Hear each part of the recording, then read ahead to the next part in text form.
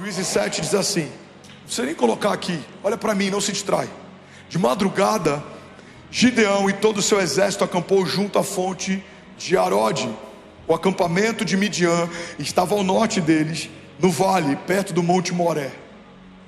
E o Senhor disse a Gideão: você tem gente demais para eu entregar Midian nas suas mãos, a fim de que Israel não se orgulhe contra mim, dizendo que a sua própria força o libertou. Anuncie, pois, agora você vai pegar uma chave. Anuncie, pois, ao povo que todo aquele que estiver tremendo de medo pode ir embora. Ouve com calma isso aqui, porque isso aqui vai te ajudar a escolher bem suas alianças e companhias para a próxima estação.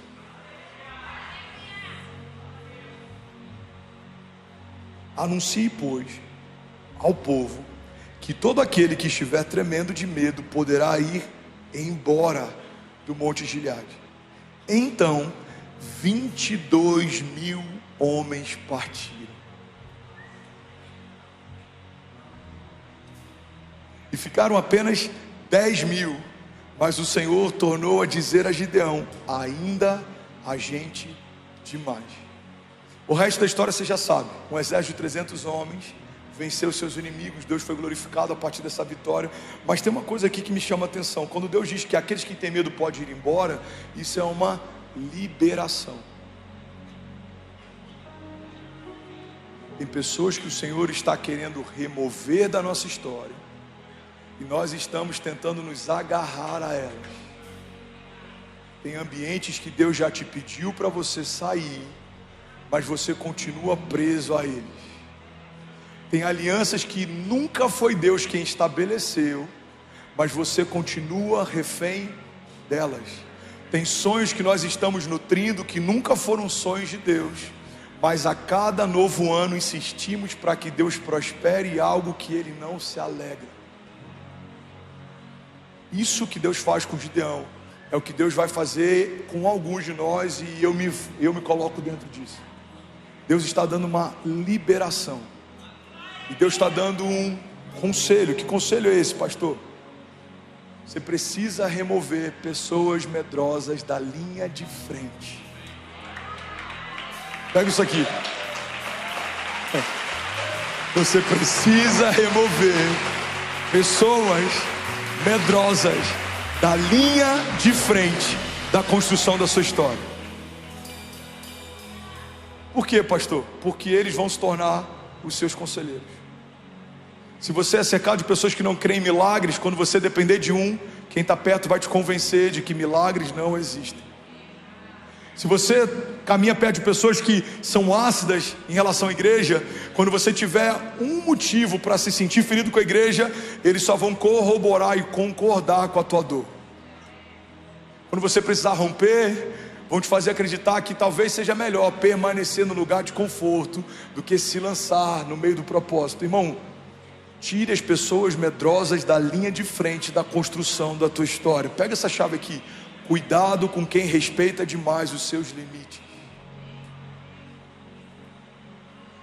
Se fosse pelos conselhos de alguns amigos, jamais compraríamos uma fazenda, no máximo um sítio. Se fosse pelo saldo da conta, jamais compraríamos um sítio, no máximo visitaríamos alguém que tem um. Se fosse pela visão de alguns companheiros de ministério, jamais teria vindo para Alphaville. Eu ouvi de muitos deles que esse lugar é um cemitério de ministérios e pastores. Mas a despeito do que os medrosos da linha de frente de muitos exércitos têm dito, existe uma palavra do Deus dos exércitos que está sendo dita. E essa palavra é: tudo é possível ao que crê. Tudo é possível ao que crê. Deixa eu profetizar sobre você. Você vai dar conta em nome de Jesus, irmão. Você vai avançar, você vai prosperar. Você pode até tropeçar, mas a palavra de Deus diz que Ele envia ordem aos seus anjos a nosso favor, para que você não fique no meio do caminho. Você não vai parar, você não vai desistir, você não vai retroceder, você não vai se amedrontar. Os conselhos que terão espaço no teu coração serão conselhos de Deus. As opiniões que vão invadir o teu coração são opiniões de Deus. você não precisa dar opinião de ninguém, porque há uma palavra de Deus sobre você que foi liberada quando nada ao teu redor existia. Irmão, guarda isso aqui em nome de Jesus. Não precisa fazer sentido para ninguém, se já faz sentido para quem te prometeu. Aleluia, aleluia, aleluia, aleluia. Alguém feliz com Jesus ainda? Diga amém. Pastor, está dizendo que eu preciso descartar pessoas? Não. Você só não pode contar com eles para lutar. Eles precisam de ajuda. Não podem ser a linha de frente durante uma batalha.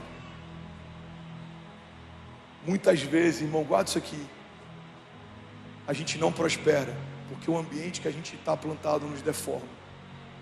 Se você não viu essa pregação, eu preguei num domingo há algumas semanas atrás. Acessa no nosso canal. Eu coloquei um bonsai aqui do lado e eu trouxe uma árvore que, quando plantada na natureza, chega a 20 metros de altura, mas quando plantada num vaso se torna um objeto de decoração. E o que Deus me ensinou através dos bonsais é que o lugar que você está plantado te prospera ou te deforma.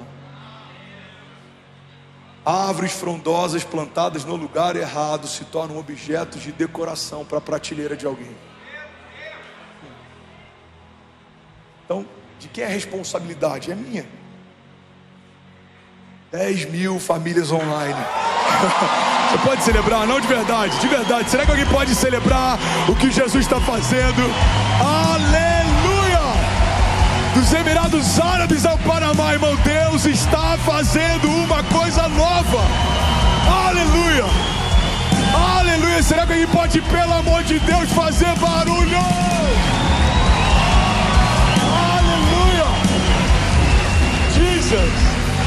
Aleluia, permaneça de pé, eu quero finalizar. Alguém feliz com Jesus ainda? Diga amém.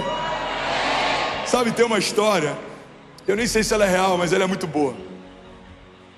Ela não está na Bíblia, ok? Porque senão daqui a pouco eu vou falar, cara, o pastor falou lá de uma parábola que nunca vi na Bíblia. Ela não está na Bíblia, amém, gente? Mas tem uma história que diz que um cara estava pescando. Ele estava pescando lá algumas horas e todo peixe que ele pegava, ele tirava uma frigideira, Piero, e ele colocava o peixe nela. E quando o peixe era maior do que a frigideira, ele jogava de volta. Daqui a pouco ele pescava um outro peixe, ele botava na frigideira, cabia nela e ele guardava. Era maior do que ela, ele colocava de volta. E aí uma pessoa que estava próxima ficou preocupada, porque falou, deve ser alguma lei ambiental. Se aproximou dele e falou, tudo bom, eu vi que quando o peixe é maior do que a frigideira, você devolve. Por quê? Tem algum motivo? Ele falou, não, é só porque se não cabe na minha frigideira, não dá para eu cozinhar. E aquele cara, ele ficou pensativo, porque ele entendeu algo que alguém vai entender nessa noite. Muitas vezes diminuímos as nossas expectativas para que o tamanho dos nossos sonhos caibam no tamanho da nossa estrutura. Esse sonho é grande demais, então eu preciso apequená-lo até que caiba dentro da minha estrutura. Quando na verdade o princípio da fé não é você diminuir o tamanho dos sonhos de Deus para caber dentro de você, é você permitir que o Evangelho te expanda para comportar o tamanho dos sonhos de Deus. Que pensa comigo, quando José recebe um sonho de Deus, Deus dá um sonho de governo para um menino. Ele era um menino mimado, carregava uma capa colorida, provavelmente não ajudava muito nos trabalhos. Ele era mimado pelo pai, por isso que ele não era bem quisto pelos irmãos. Mas Deus dá um sonho de governo para um menino mimado. Ele governa enquanto era menino? Não. Mas quando José, o menino José, é expandido pelas circunstâncias, pelas experiências, pelas provações, pelos processos, pelo cativeiro, pelo deserto, e ele se torna grande em Deus, a ponto de comportar o tamanho do sonho que havia recebido, aí o sonho se torna uma realidade. Foi assim com o menino Davi.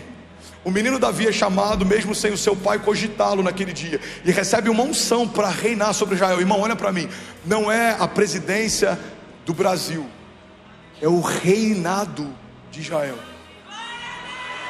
Você tem noção que o Messias viria da linhagem do trono, A Bíblia diz que o Messias viria da linhagem do trono de Davi. Ele não só reinou, não é um governo que fica por alguns anos e depois sai.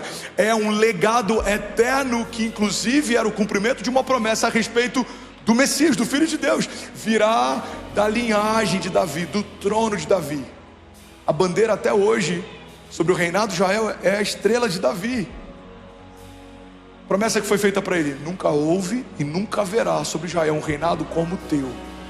Mas quem recebe isso? Um menino. Pega isso aqui em nome de Jesus, cara. Um menino pequeno demais para o tamanho do que recebeu. Mas por que não acontece da noite para o dia?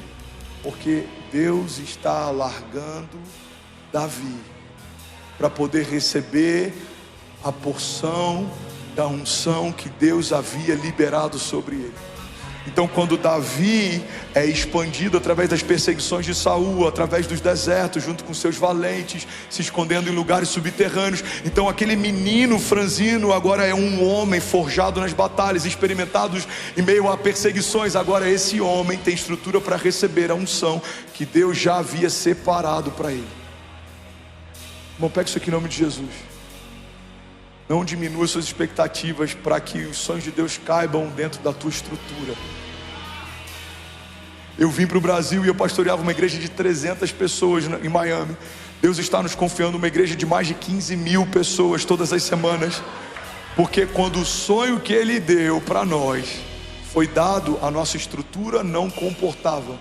Mas o despejo, a vergonha, os açoites, a humilhação, a perseguição, as mentiras, os levantes foram aumentando a estrutura para que a gente pudesse receber o que Deus sempre quis derramar. Então pega isso aqui.